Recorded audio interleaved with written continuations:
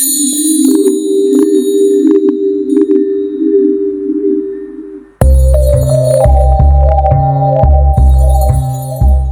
feel like You we know what should I'm saying? talk about this now because I got a lot of questions for Marcus.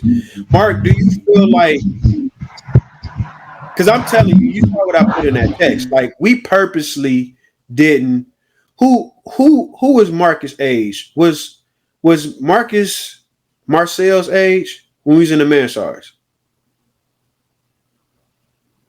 Nando. Marcus. Yeah, what you talking? Whose age are you, Marcus? Was you Marcel's age? D's age? When we was in the Mansards. D was a little bit older than me. 'Cause Oh, so you was man, you was we younger used to than go to D. school. We used to go to school together. Okay, so you was even younger than them. So yeah, Marcus is just real young. So you was. I want to say, hmm, man, that's a good question, man. Like cognitively speaking, I know me personally, and now that you can speak for yourself, I didn't want Marcus to go down the path that we went down. But like, remember Lil Bub and them, Nando? Like, we Yeah. used to like kind of edge them on a little bit. Like even Carl, like I love to have Carl on here. Marcus, you and Carl the same age? He a few Carl years 33. younger than he a few Okay, yeah, years Carl younger than me. 33. Yeah, he 33. Okay. I feel like we used to try to edge Carl on though. Like make Carl tough. Like I just talked to Carl the other day. He said that like he knew how he's like he first learned how to count shooting dice with us with Monopoly money. Like, was that not like influencing him towards our life? Like the life that we was living? That's a question. My thing is, I didn't want Marcus. I didn't want you out there. You know what I'm saying? Like I lost. But I Like made I that said, choice I've though. been in the streets. I've And been that in the was the streets difference. since I was 12 years old. You know what I'm saying? I lost people at 13, 14 years old. Like I seen my first murder at probably 12 and a half, 13 years old. You know what I'm saying? That changed my whole life. I was all in at that point. And the thought of y'all being caught up in that's why I stayed away from I fuck with you. I came to 25th, fuck with you here and there.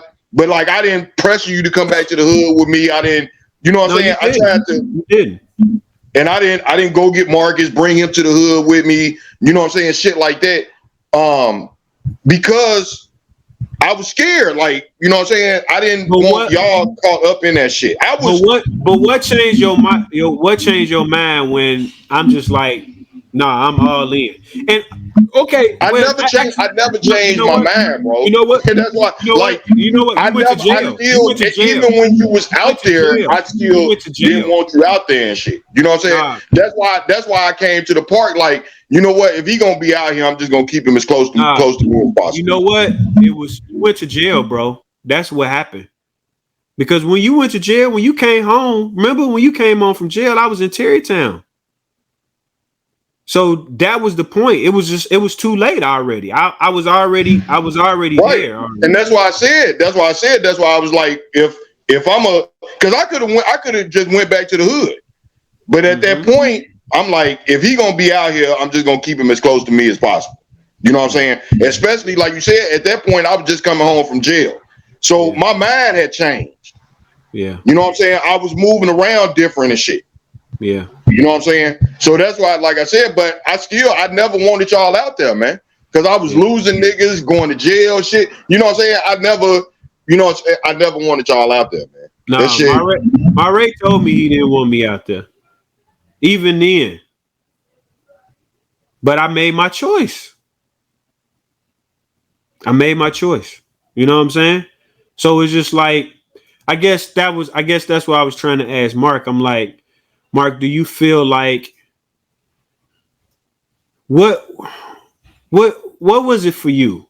Like to just look at our lives and the roads that we was going down for you to just be like, I mean, what was it? Was it just God early on? Do you feel like it was just God early on for you?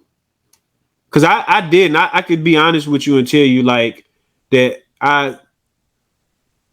I felt disconnected from God my whole teenage walk. Like I didn't feel like I was seeking God or wanting anything to do with God. Like, do you feel like what was it for you, Mark? Like, what's your perception, man, of us? Because we don't know this, man. We've never really. I don't feel like we've ever really talked about this. You know, like, what was your perception of us and watching us, and then us? Like, how was you when we went to jail?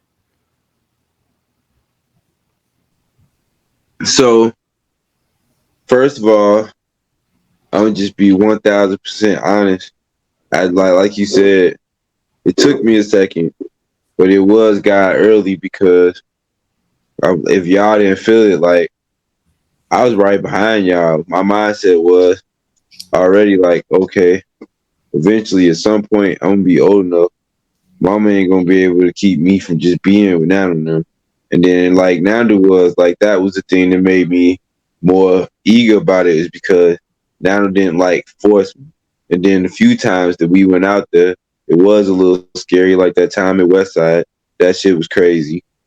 You know what I'm saying? Nanda was supposedly just supposed to be going to get his shoes. His guy just started shooting at somebody, like right there, Right the right there, bro. Like right there. That's why, like I said, that's why I didn't want y'all out there, because it could jump off at any moment. Go ahead. But like, it was things that I remember and hearing y'all talk and stuff like that when y'all was out, you know, because y'all would talk in front of me, and you know me, I was quiet, so y'all would forget I was there sometimes, and I would just be like, what the fuck, you know. Or the other things that would like kind of tip my scales on the mindset is now that would come to the apartment, be jack dirty, stank, just bad, right? Just bad. But you've been out there hustling. Now look, he got a Rolex on. I'd be like, is that a Rolex? He like, oh, yeah. I'm like, for real though? But y'all, you don't want me, you walking around with a dirty ass Hoya shirt on and all of that. But like, here you is with this gold ass Rolex. You like the mindset of that looks nice, but at the same time, to hear y'all tell y'all stories, it was like, I don't know if that's where I want to be at.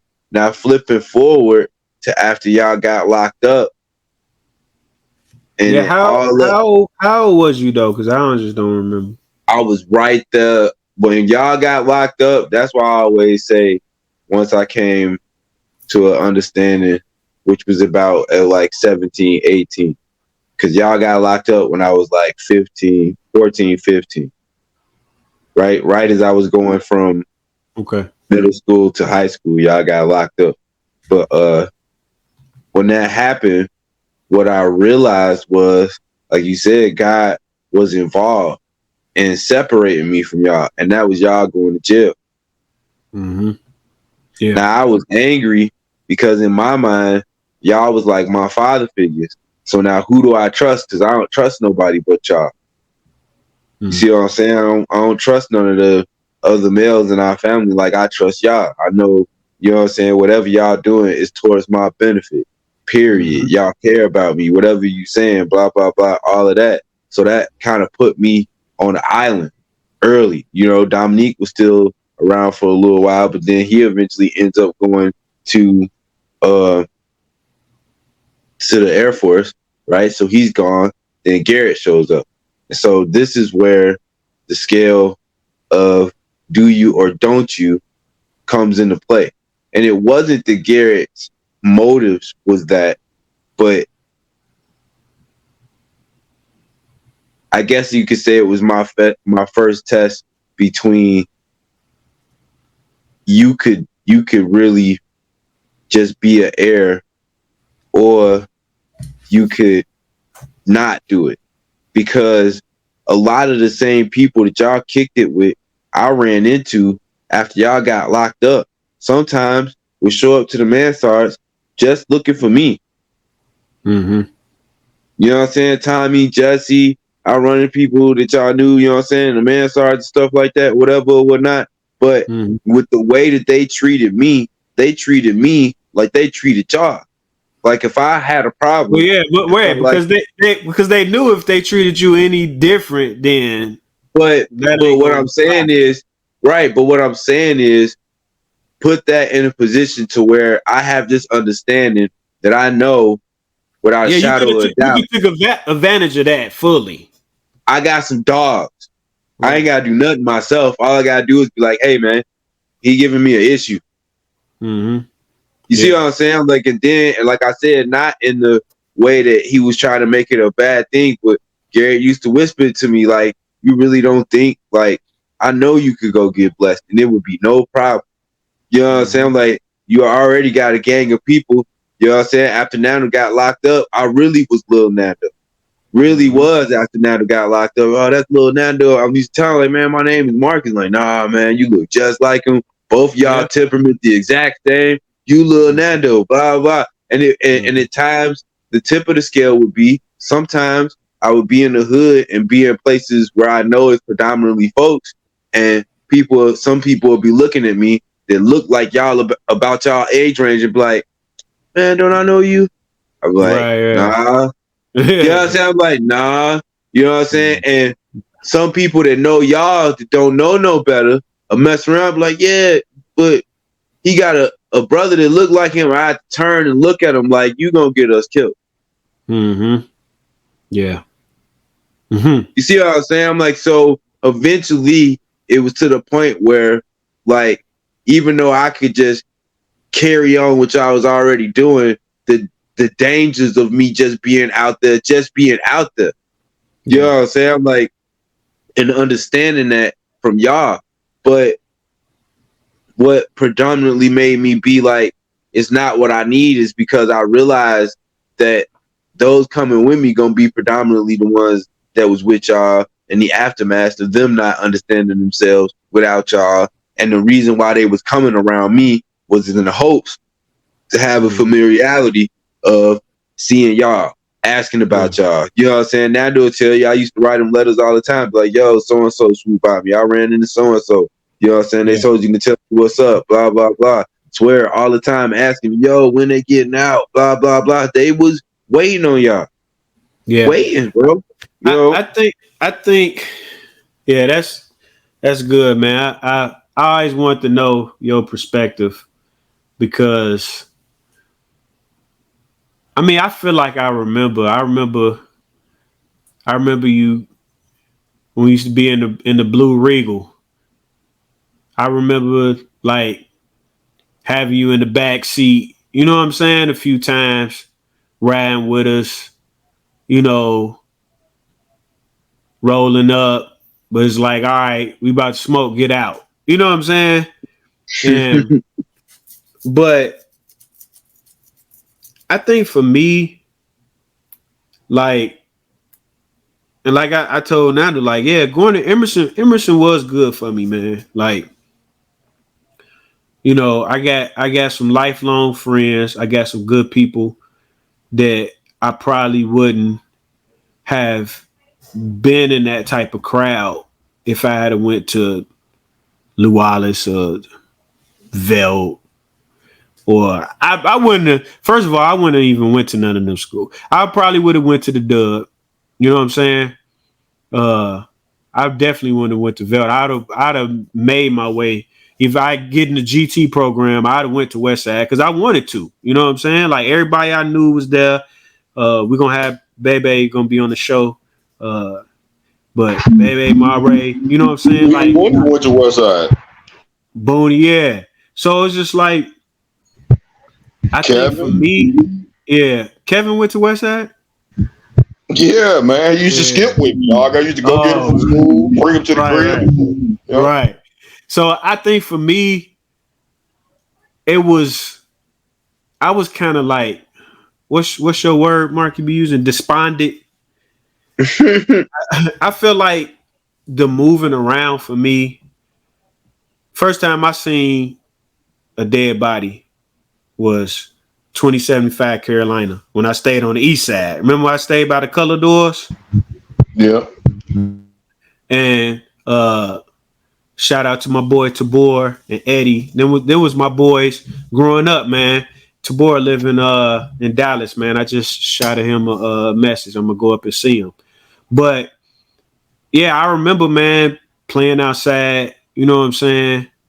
I seen dead body, all that, like, and I remember like it was that point, like my mama was like, when she got married, she's like, man, we gotta get out of here. You know what I'm saying? And then we end up moving to Glen Park. Glen Park wasn't turned out yet. It was the suburbs back then. It was the suburbs, man. Yeah, remember we moved into Ozella in them house, man, right by the Dub.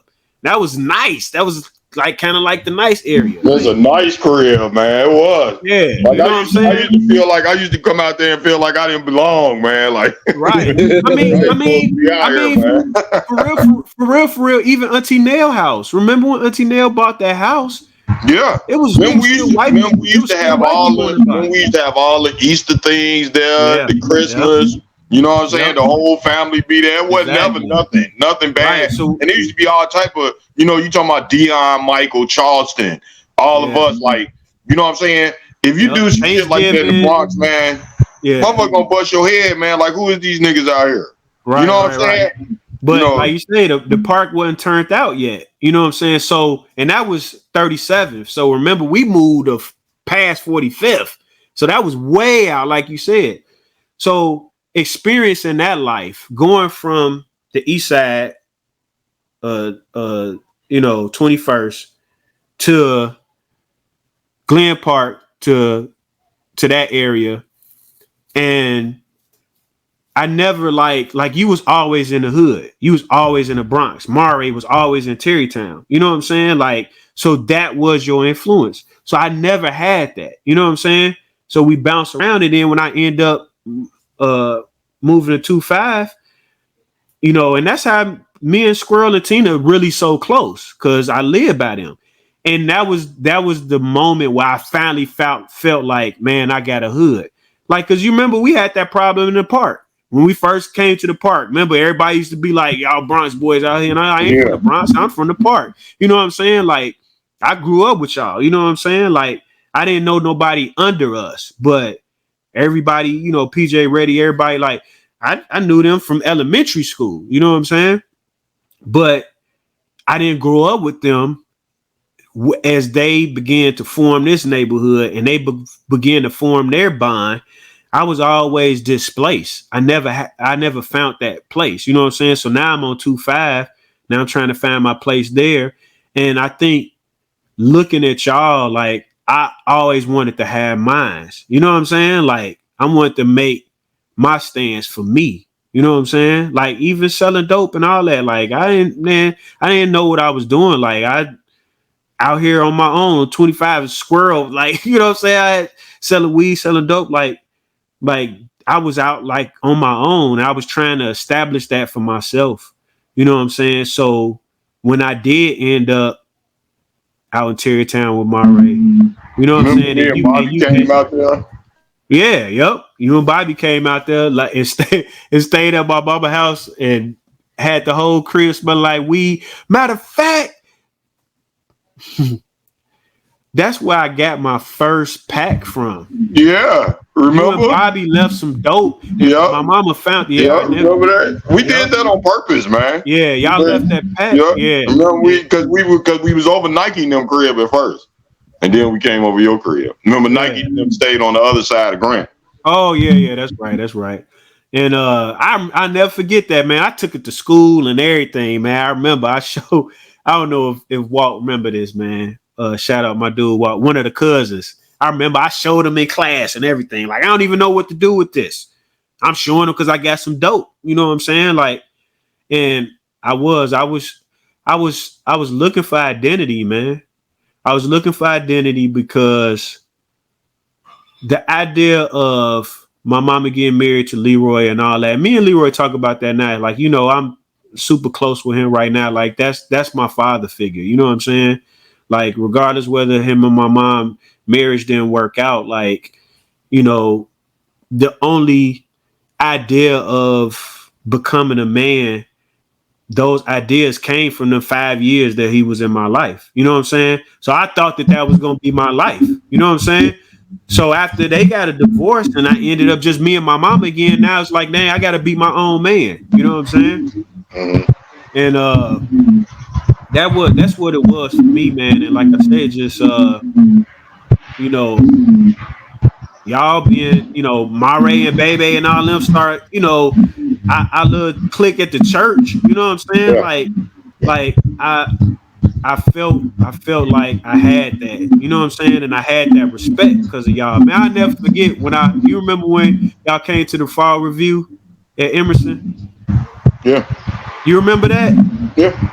Man, like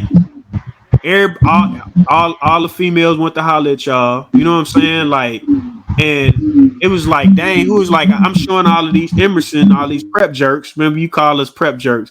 I'm showing all these prep jerks. Like, Kalia said that to me on my birthday. You said that? Like, what you used to call us, prep jerks? You said that? Kalia.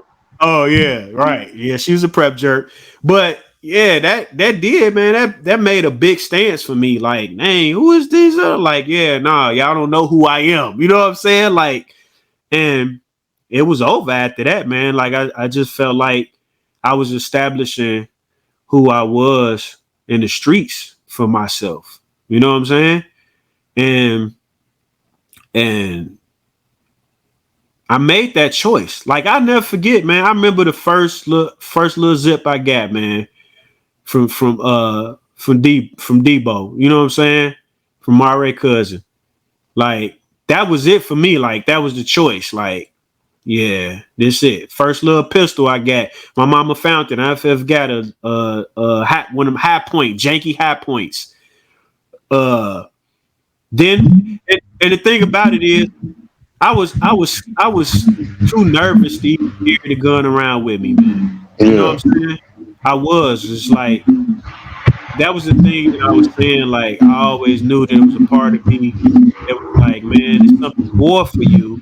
So I understand how you feel, man. Like, because I used to tell myself, like, what else is there?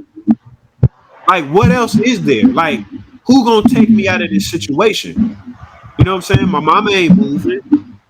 You know what I'm saying? Like, she ain't helping me get no job or nothing. Like, what, I'm just gonna be broke? Nah. You know, Mad didn't come. How quick it was to make some money. Yeah. All I gotta do. And that's what I'm saying. Like, you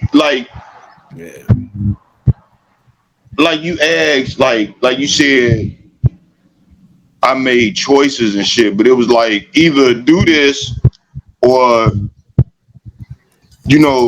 what else is it other than this? You know what I'm saying? Like, the thing I see for you is because it was so early on before mentally, you 11, 12 years old. I don't think I could see nothing else though. Yeah, you didn't see nothing. So about time you got to 17, 16, 17. Yeah. You know what I'm saying? By the time my mama moved to the Mansards, it was over. Right, because we turned the Mansards out. We turned the Mansards out, bro. Yeah, because like you said, I couldn't see anything though. Only thing I knew was where I came from. So when I got out there, that's all I seen was like, all right, this a hood. You know what I'm saying? These niggas is out, you know what I'm saying? Either they clicking up with me or they not. And then remember Lynn and what's called was out there. Ryan. Yep, Lynn, Ryan, Marquis. And then remember Ed was out there too. Yeah. Yep. So Ed, this is like I said, it's like that's all I could see because Ed older than me. But Ed from the hood. Yeah. I remember Ed when we was 13 years old, Ed going to the Air Force bringing us liquor to the trails and shit when we were skipping. You know what I'm saying? So when I went out to the Mansards, me and Ed got real cool. You know what I'm saying? Yeah. And like I said, that right there, like I couldn't see anything else. You know what I'm saying? My thinking, like what y'all saying, like my thinking didn't change until I went to the feds. When I went to the feds, I was like, man, it's more than this because I was meeting people. You know what I'm saying? That wasn't like what I was like, even though they caught a case, you're right. They right, still even though it ain't nothing but criminals in jail and shit, but it was people that wasn't like me. Yeah. You know what I'm saying? So I got to look at them, talk to them, listen how they lived and shit like that. Married men and shit like damn. I ain't never really had a girlfriend. You know what I'm saying? I had a lot of women, but I never had a main girlfriend. You know what I'm saying? So now in my mind thinking like shit, I want that. So then, through the years of being in there, it got to morph into shit. I want a family. Like I'm grown as hell. I want a wife and kids. I want the picket fence, all of that shit. So that's when I went to the Fed, that's when my mind really changed on, you know what I'm saying? Because I seen something different. But growing up and, in the Mansards in the park, like I still was seeing the same shit. Like I'd never seen anything different. That's why I always be saying like I didn't grow up around doctors and lawyers, shit like that. I never seen anybody be successful except for drug dealers. Yeah, and I think and everybody else I knew, even our family, was struggling and shit. Yeah, I think even going to the feds and not the state had a significant difference too. It did because if I went to the state, I would have been around us. You know what I'm saying? Right. It would still been. I would have still seen the same shit. Yeah, you know what I'm saying? Going to the feds, I met motherfuckers from all over the world. All over the world. It opened me all the way up. I met motherfuckers from all type of religions. Like I said, I studied every religion when I was locked up. Yep. I went to the 7%ers. I went to they bills. I went to the Nation of Islam services. You know what I'm saying? I studied every religion, man. You know what I'm saying? Remember it opened me up. Remember the Iman at Elton? Elton, yeah. Like I talk about him a lot, man. Like I wish I can't even remember his name, but I wish I stayed connected with him. Like that was life changing for me when I met him, man, because like, and I think I talked about this in the intro to this show. Like I never met nobody. First of all, I didn't really know no Muslims, but like to meet somebody, like I used to be like, dang, why is you in jail? Like he was the nicest, kindest, give his shirt off his back. Like he was the opposite of everything that prison was. You know what I'm saying? And like I remember sitting down talking to him, man, and just like I'm like, I'm telling you, man, like he remind me of our mamas, man. Like for real, like the dude just had such a gentle spirit, man. And like I said this in the intro, like I remember I asked him, like, dude, we was always raised like Islam is like a cult, you know what I'm saying? Like y'all, you know what I'm saying? Like y'all just about terrorism and blah, blah, blah. Like this is the perception that I had, you know what I'm saying? And I'm like, but like, do you ever like feel God's presence? And you know what I'm saying? Like, and I told him about my mama, like, and he was like, yeah, I feel God's presence. And man, he just remember Fredell? I think I asked you that before too. From Florida. He was like a bit like the main Christian. Like he used to have the Bible studies and everything at Elkton. You remember him? Florida. Big dope boy, man, was like on the dang, what's them dudes? No, he probably wasn't there when I was there. I don't think he was there. Nah, he was there when you was there, man. What's the big drug the big drug clique in Miami? Oh, the Zoe?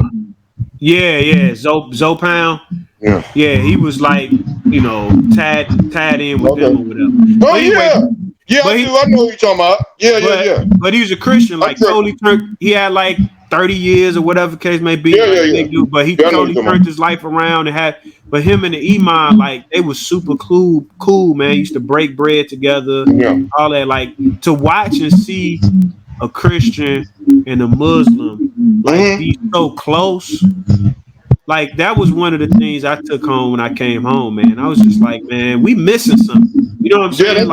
That's why I said that's what really opened me up to studying religions, because I'm like, because growing up, going to family and stuff like that, even Jerusalem, they teach that if it's not Christianity, it's a cult.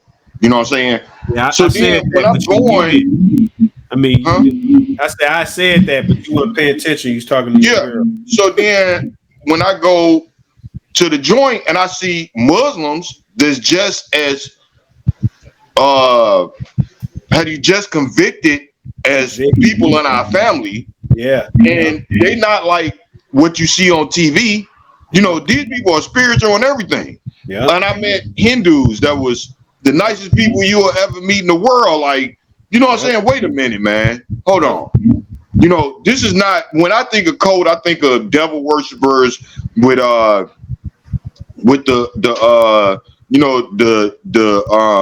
candles and all, you know what I'm saying? Like, you think of some devilish shit. You know what I'm saying? Right. When I'm seeing these people, I'm like, these people ain't no different than, and like I said, I went to the 7 percenters thing. I was going to the Nation of Islam. I was building with a whole bunch of different people. I sat down with a Buddhist dude. That's how I got the Dalai Lama thing. He gave me the Dalai Lama book, and I read that, and then I read another one. And I sat down with him. I'm talking to him. I sat down with somebody from every religion, man, and I like really picked their brains and stuff like that. And I'm like, there's nothing wrong with these people, man. Yeah. You know what I'm saying? Like, these people aren't a part of cults. I mean, if they're a part of cults, then Christianity a cult too. You know what I'm saying? Yeah. They act just the same. You know what I'm saying? So that's what made me start researching it, and it opened me up to religion, man. Like, man, you know, and then like, you know, and I also sat down with atheists in there. And that's why that's what really opened me up to listening to atheists, because like I said, an atheist gonna tell you more of the truth than a Christian gonna tell you.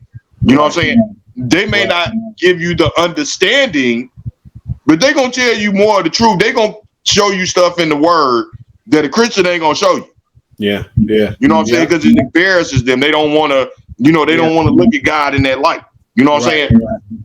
Yeah. But yeah, like I said, prison just it opened me up all the way, man. I seen a whole new, like, you know, when I was in the hood, man, I went to Atlanta. Mm-hmm. I drove down to the Freaknik by myself and shit. Yeah, I remember that. Yeah, like, but that was still the hood. Like, before I went to the feds, I never seen anything outside the hood. Right. You know what I'm saying? Even like you said, when we was going to family, it was all hood niggas. It was me, you, Nate, Will, Mari. Like, it wasn't outside of that. Yeah. You know what I'm saying? Mm-hmm. I never seen anything outside of the hood. You know what I'm saying? Mm-hmm. Until I went to the feds. When I went to the feds, like, it changed my whole life, man. Well, it did the same thing as me seeing somebody get killed at 13. The feds changed it in a different way. Like, it's a whole different world out here, man. It's a whole world out here. Yeah. Not just the ghettos and the places, you know what I'm saying, you go with ain't nothing but niggas and shit. Right. It's a whole world out here. You know what I'm saying? That changed my life, man. What was it like for you coming home now and moving to Nap? It was hard. It was hard because I never lived nowhere else. You know what I'm saying? I lived in the city and I lived in Gary. You know what I'm saying? Which is about the same. You know what I'm saying? The same thing I was doing in Gary, I'm doing in the city. Right. Now, totally different place, man. Like, you got to come down here and slow down. They operate more like they from down south than the Midwest. Yeah. Southern hospitality. Like, I always tell people this story. Like, the first time I really went out here and shit, this one dude walked up to me, was like, "What's up, my guy?" I'm looking at this motherfucker like, first of all, I don't know who the fuck you is. You know what I'm saying? But you know, I didn't say that and shit. I'm just looking at him like, who the fuck is this? So then I'm thinking for days, like, who the fuck was that dude and shit? You know what I'm saying? Because where I come from, you know, up at the crib, man, motherfuckers don't speak to you, dog. Like, you could walk through the mall, man, and a motherfucker will look away from you before they speak and shit. You know what I'm saying? So coming down here, it was like a whole different. I'm like, motherfucker speaking. So like I said, that dude did it. I'm thinking for days, man, who is this motherfucker? I don't know. Y'all just come home from prison. Motherfuckers looking different. I don't know who the hell this dude is. Then some other motherfuckers said it to him. What's up, my guy? I'm like, they just speak to everybody and shit. No, for real. They still do it to this day. You know what I'm saying? Right. Like everybody speak to you, man. Like, shit. You know what I'm saying? Then you could then you could walk around motherfuckers' hoods, man, and motherfuckers don't say nothing to you and shit, man. Like you can't do that in our hoods, man. Motherfuckers gonna bust your shit, man. Like who the fuck are you? You know what I'm saying? You walk past 5 niggas and shit, and you ain't from there and you a thug. They finna bust your shit, man. Yeah. You know what I'm saying? Out the gate. Ain't gonna be no. If you ain't a thug, they gonna rob you. That's right. You know what I'm saying? It ain't no, I might be able to make it past these niggas. Maybe they ain't gonna pay no attention to me. Hell nah, man. Who the fuck are you? And why are you walking through here and shit? You know what I'm saying? But like I said, it's just different here. And like I said, it was my first time living anywhere that I wasn't used to. You feel like that was a good move for your journey? It was a good move. Yes, it was a good move because I couldn't. So I had like we talked about earlier. I had already been to jail. You know what I'm saying? And remember, I came home and I was on some different shit when I came home the first time. Like I ain't never had a job. I had never had a job when I went to jail the first time. I was a straight drug dealer. You know what I'm saying? So the first time I came home, I'm like, man, I'm gonna give me a job, man. You know, I'm gonna try to do things a little different, even though I still wasn't gonna leave the streets alone. But remember, they took everything from me the first time I went. So I'm like, shit, man, I gotta have some kind of way to show some kind of income. I couldn't even argue the shit at all. Yeah. You know what I'm saying? Yeah. So I'm like, so the first time I was trying to get a job and everything, but I had already had that shit on my record. So, and then motherfucking Fat Boy kept coming to me. Man, you know, you my nigga and shit. If you need something, I got you. I'm like, man, I'm trying to do shit different. You know what I'm saying? Yeah. Man, that shit lasted about 2 weeks. Yeah. You know what I'm saying? And I'm right back out there and shit. You know what I'm saying? So out here it was different, man. Like I got a job immediately. I got a girl quick. You know what I'm saying? We moved in together and I started living the life that I wanted to live when I came home from the joint. You know what I'm saying? Now the situation wasn't right. I was in an abusive relationship. Yeah. And I'm not an abusive nigga, so I'm telling y'all now I was getting abused. You know what I'm saying? But I don't hit women, so you know it was just like that. You know what I'm saying? I was in that relationship for 4 years because I thought I was in love. I had never been in love in my life. You know what I'm saying? So I thought I was in love, and I was being abused for 4 years. I finally took everything. You know, like I said, we was in that crib for 4 years, man. We had so much shit. Only thing I took was my clothes and my car, man, and left. And at that point, I think I reverted back to the only thing that I know. You know what I'm saying? I got back in the streets. I met Duke at that point. Yeah. And you know, that's my nigga. Duke, my brother from another mother and shit, man. I love Duke, man. Shout out Duke. Yeah, that's my dude. Yeah. I met him, and crazy how I met him. Me and him talk about this all the time, man. Like, this how we got so close, because we working at the same place. I got hired at Walmart, and I'm pulling to the parking lot, and I smack his car and shit, right? Mm-hmm. I could have dipped off, parked somewhere else, not said nothing. I went to him like, hey, man, I hit your car, man. You know, I give you the bread for it, whatever. And from that point on, me and Duke been like brothers. You know what I'm saying? He was the closest nap dude to. Yeah, that's my nigga, man. Yeah, you know what we used to. You know what I'm saying? Yeah, But like I said, I got to fucking with him. I got back out in the streets, and I mean, we was whole East Side, nigga. I had that motherfucker locked. You know what I'm saying? We was in the Passion every night, making it snow in that motherfucker. Motherfuckers talking about rain, nigga. The motherfucking stage looked like it snowed on that motherfucker. You know what I'm saying? So we got you know, like I said, I got all the way back into shit, and I met my ex-wife. Mm-hmm. She started working at Walmart with us, and I met her, and she was young. You know what I'm saying? Like I forget, I can't remember how many years younger than me she is, but it's a nice age gap. But she was a church girl at the time. You know, never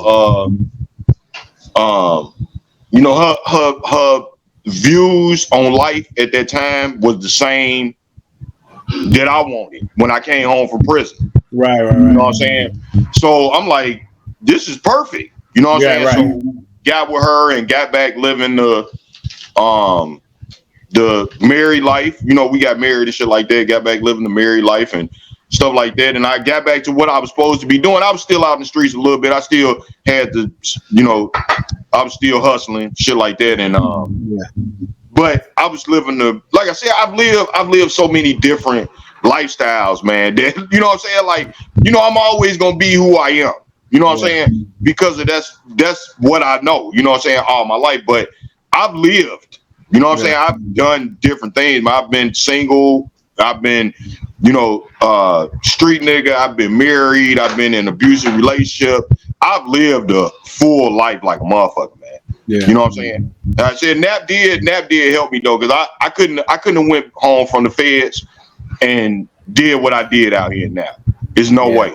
I'd probably be dead now and shit. You know what I'm saying? Yeah. I definitely think that was the move for you. And I thought it was the move for me too. Because remember, I was trying to go. Toby was gonna let me stay with him. Yeah. My dude told. And I forgot what it was with the addresses or something, man. Like, but yeah, I mean, I was gonna go home too, and I had that same. I guess the biggest fear for me was just the enemies that we had made. We had made so many enemies, and that's why I stayed on the east side, because you ain't gonna run into no motherfuckers out here. You know, from there out here on the, you know, you got to go out west. You know what I'm saying? That's why I stay on this side of town. I don't run into nobody. But what was good for me, and why I feel like, again, we don't know how. Well, it's choices. I mean, that still was a choice that I made, but I didn't know how to life experience the way it went. I really didn't have no choice because I couldn't move to Nap. Like PO wouldn't let me. Right. Because everything happens for a reason. Yeah, it was too late. I ain't had the right address. The only address I really had was my mama's, and I'm like, the thought of going back to my mama's house, like, so everything's happened for a reason. And like, Tiffany, man, like, I gotta shout T out, man. Like, you know, we still, for young people that might be listening, you know, it used to be this thing called the phone book, and people's phone numbers used to be yellow pages. But I remember being in a halfway house, and the same thing, like, I guess I rewind a little bit to like how it was for me when I went to jail. It's the same thing. Like I didn't have no girls, man. Like I didn't have we didn't have no women. It was just chicks that we was dealing with. Like I didn't deal with a chick long enough to care about my black ass when I was in jail. You know what I'm saying? So I didn't have no girls writing me letters and sending me pictures. And I used to see all these dudes with all they like, let me see your pictures, and all these pictures of girls and pictures of them with their money and what they was doing. And I'm like, dang, man, we made all that money in the streets and I ain't got nothing to show for it or nothing. You know what I'm saying? Like, that's how I felt, because it was just like, as much as we was hustling, we was beefing just as much. You know what I'm saying? Like, we probably spent more money on guns, bullets, weed, and drink. You know what I'm saying? Like, yeah, I was just about to say that. Like, we spent, like, motherfuckers don't understand how much artillery we had. Like, yeah, like that war for real, dude. This was an everyday thing for us. We wasn't taking weeks off. Nah, man. We shoot them bullets out that day. We're going to get more bullets. We're going to shoot the rest of them motherfuckers out today or tonight. You know what I'm saying? Like, we got boxes of ammo. We got trunks, abandoned cars full of guns. Yeah, we got guns on every corner in the bushes, wrapped up in garbage bags, so it won't rust out if it get rained on. Like, I don't care what it is, man. Like, if we had them on the corners. We had them at the crib in the abandoned car, and we had them at that abandoned house. Remember? Yeah, man, everywhere in Ready in the garage, abandoned garage. Like I remember that time, man. Me and Donnie got chased, man. we got chased.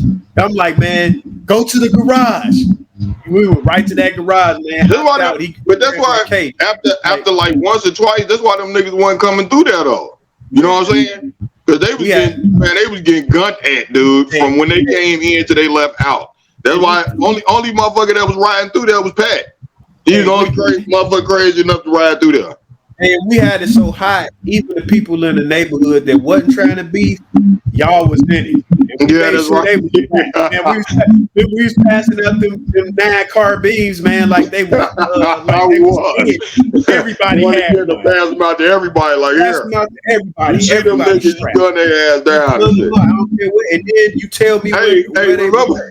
Hey, remember us sitting in the crib? All us sitting in the crib.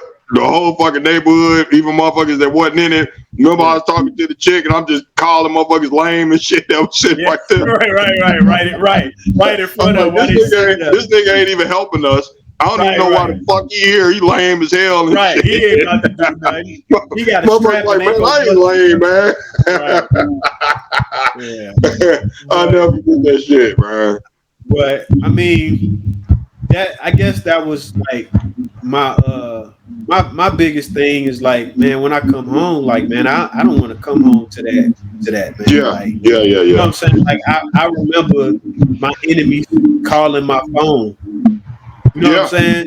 Yeah, like, that's right. We didn't have social media and shit then. But it was motherfuckers would get your phone though, like, hey man, I'm gonna kill your ass when I see you. Shit. Like, what the fuck? Right. And they call my phone and shit, man. Yeah, you know, and it was just like I was like, the thought of you being in Nap and Mare was in prison. He was locked up. Yeah, he was still locked up. Yeah. For that murder.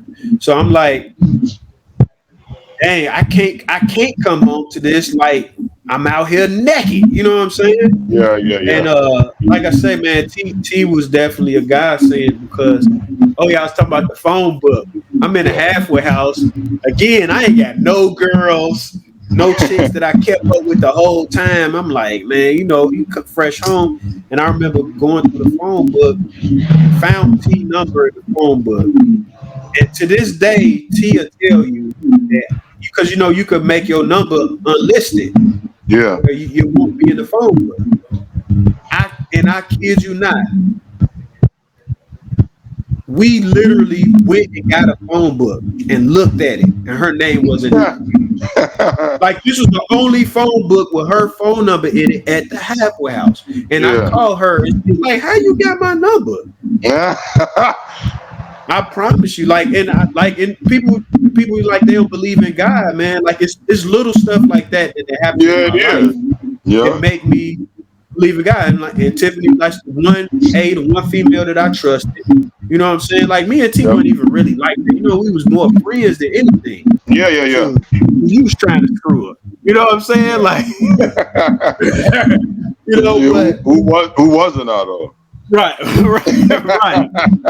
So, I mean, she came and like I say, she helped me keep my life, you know, structured. You know what I'm saying? T family, man. Gave me that, you know what I'm saying? Moved out there. I mean, I'm staying in Hammond, so I didn't feel like I was in the thick of things. I felt like I was out the way. I remember people didn't know me. And for me, like, coming home and Mare being locked up and you being in Nap, like, that showed me that I had the survival strength and the survival skills that I needed. You know what I'm saying? I mean, of course, I, you know, still was in the streets a little bit, especially after Mare came home, because again, that's all he know. Yeah. You know what I'm saying? Yeah. So when he came back, man, it's on. You know, it didn't take no time at all. You know what I'm saying? And like I was right back there, right back in the game, you know, and then, you know, like I said, going through the relationship thing. Definitely the kids helped, you know what I'm saying? Her getting pregnant with Maya, it kind of helped a little bit. But then when I got with Jennifer, you know, and Aries was on the way, it was at that point, like, all right, I gotta slow down. You know what I'm saying? Like, I gotta do something different. So I feel like I have found my stability enough to still be in the G, but not really in the thick of things. I had learned that balance. You know what I'm saying? That working and that, you know what I'm saying? So I felt like that was good for me. But at the same time, it was. I was always thinking about, spiritually speaking, I think that was the thing for me. I felt like I couldn't be halfway in and halfway out. And you used to say that all the time. He was like, I'm not going to be halfway in and halfway out. Yeah, I'm not. And I felt like I was. I felt like I was halfway, still trying to run the streets, still trying to chase females. Like, the other part of me was just like, man, like, you got these girls, they bringing it to the world. Like, you know, when are you gonna start to tap into really discovering who you are? And like I said, that's like you said, everything happens for a reason, man. It's like all the stuff we went through before we went to the feds, then like the different lives that we live coming home. Like, we was behind the average motherfucker and shit. You know what I'm saying? Like, we had to learn how to be in relationships. We came home from the feds. Like, we dead at 30 years old and shit. You know what I'm saying? Not know how to have a girlfriend. Right. You know how to have a girlfriend, let alone like we wifing them, like living with them. Like I feel like we jumped right to it. I didn't experience dating a girl. Like, I don't even know what that means. To like, that's what I'm saying. That's what holler at a girl. Hey, I be telling man, like, I don't do no dates and shit. Yeah, like that shit come out my mouth so fast. Like, that's just out of habit. I still be saying that shit like the streets. Like, I don't do no dates, man. You know what I'm saying? But like I said, you have bring a girl home to your mama to meet and all. Yeah, hell nah, man. You know, my mama probably only done met maybe 3 women in my life. Yeah. Like, that's it. Nah, it was the women that I had kids with. That was it. And I think Jennifer is the only one she met before I went to the feds. Yeah, that's my buddy too. Yeah, I know. I just said something to her on Facebook. Yeah, you know, she wished me a happy birthday. I ain't talked to her in I don't know how long, but that's my nigga though. Yeah, but yeah, you're right, man. Yeah.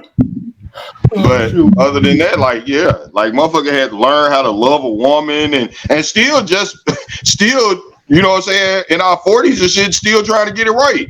You know what I'm saying? Like, we behind like a motherfucker. We supposed to be now, you know what I'm saying, in the thick of it, like, not still learning and shit.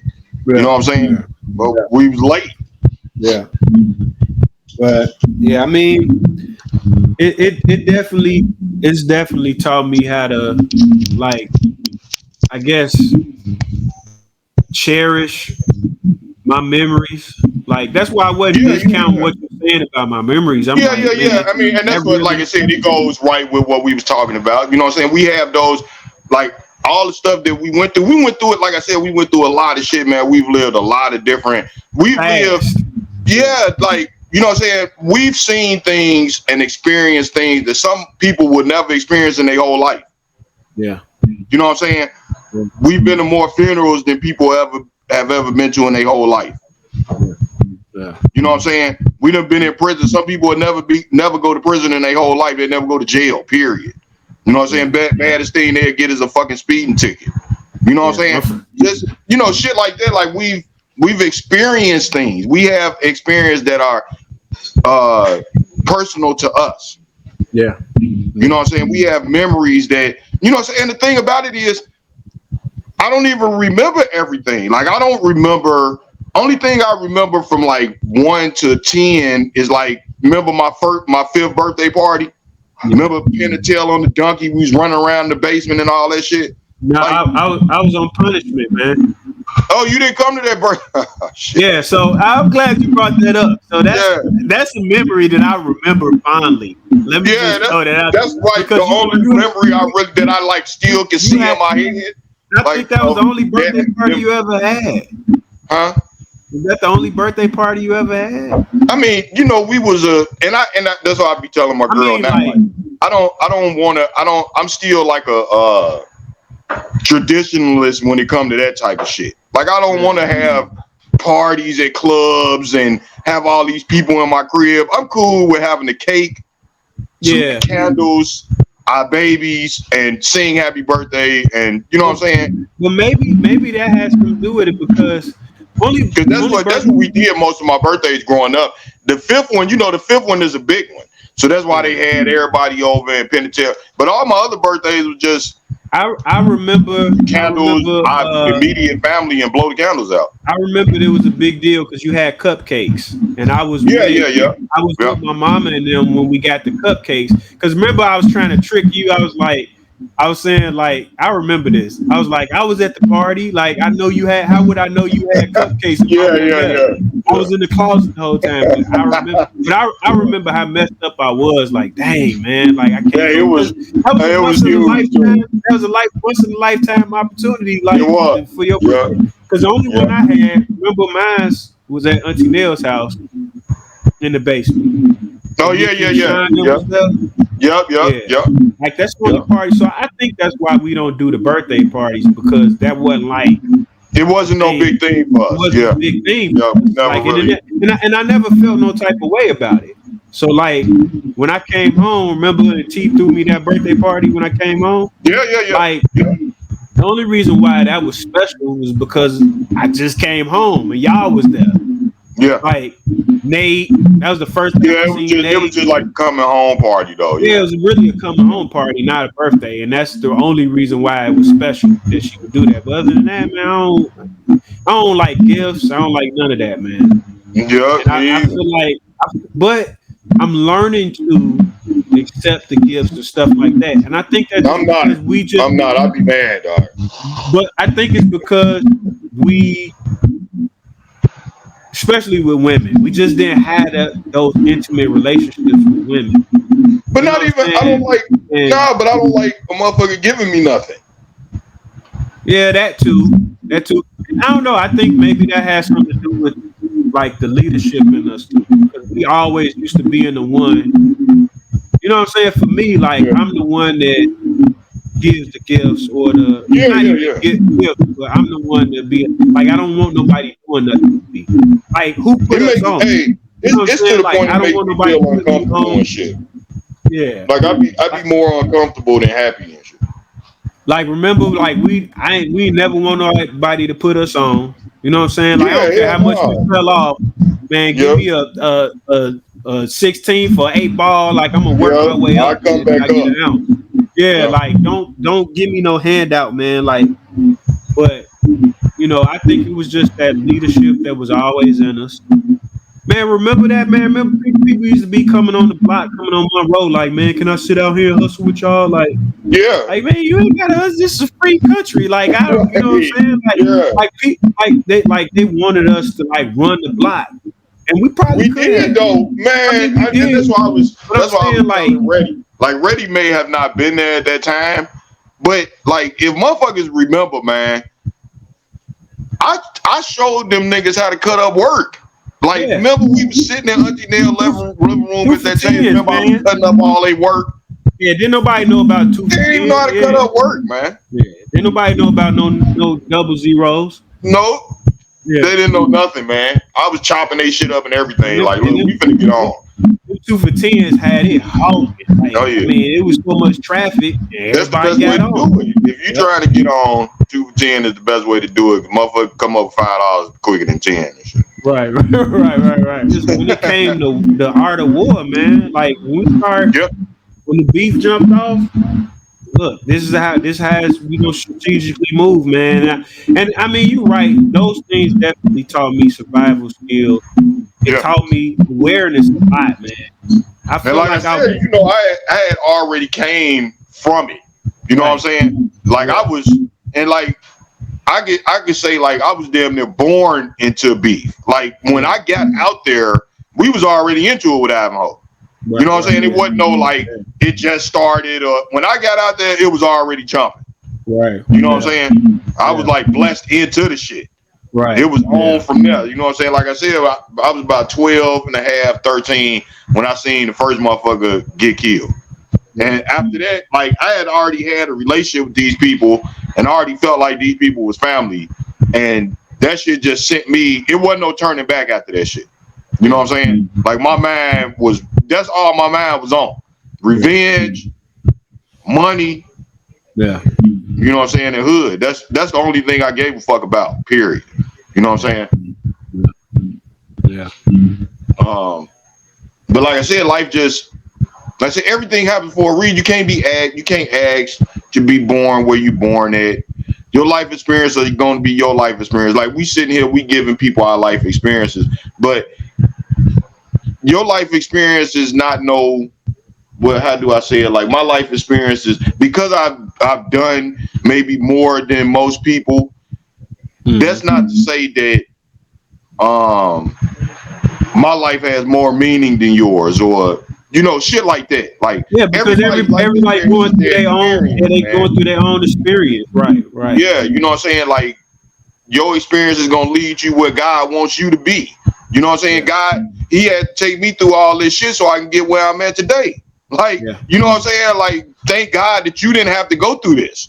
Yeah, right. And I feel like more than anything, I mean, I know, a lot of our episodes so far, we've been talking about, understanding, the biblical stories and seeking God and trying to understand God. Yeah, but we have to talk about today too.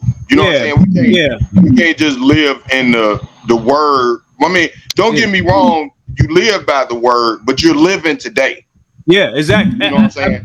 I say that to say is like the word is still being written with our lives, because all those stories we read, and that was those people's lives. You know what I'm saying? Yeah. Like, this is our version of doing that. Us having this podcast, like this is the technology that we have to be able to do this. We might not be right. I'm a writer, so I do write some stuff down, but it's just like your life experience, like that is what you should use the most to be able to, see God, understand who God is, man. Because He's the one that's giving you this experience. Like you said, you can't help where you born.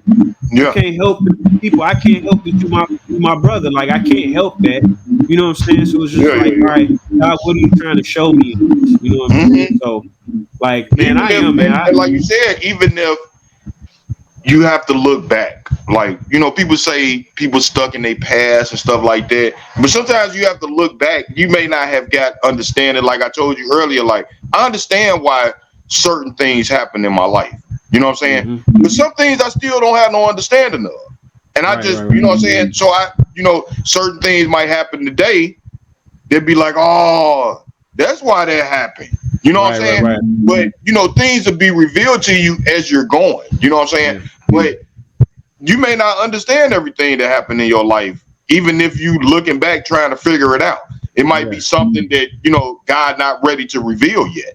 But everything in your life happens for a reason, man. Like you said, you can't ask to be born where you're born at.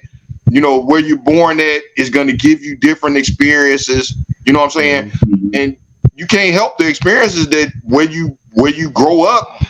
You can't help them experiences from happening to you. You know what I'm saying? So you just have to look at it like, why. You take it and you apply it to your growth.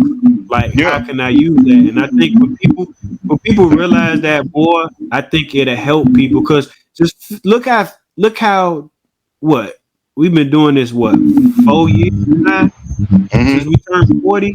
5 years, going on 5 years. When we turned 40, we start having these trill talks, just you know what I'm saying? Like, but look how much we didn't learn about one another, about ourselves in such a short period of time. So I think when you start, and for me, I feel like, man, we should start embracing the pain and the things that we was going through, because we both had our seasons, man, where we was just hurting, and we was trying to figure it out, asking all of these questions. Now we starting to understand it, and now we gain the understanding, boom, more and more of understanding God is being revealed to us, man. Yeah. That's how I feel like where I'm at right now.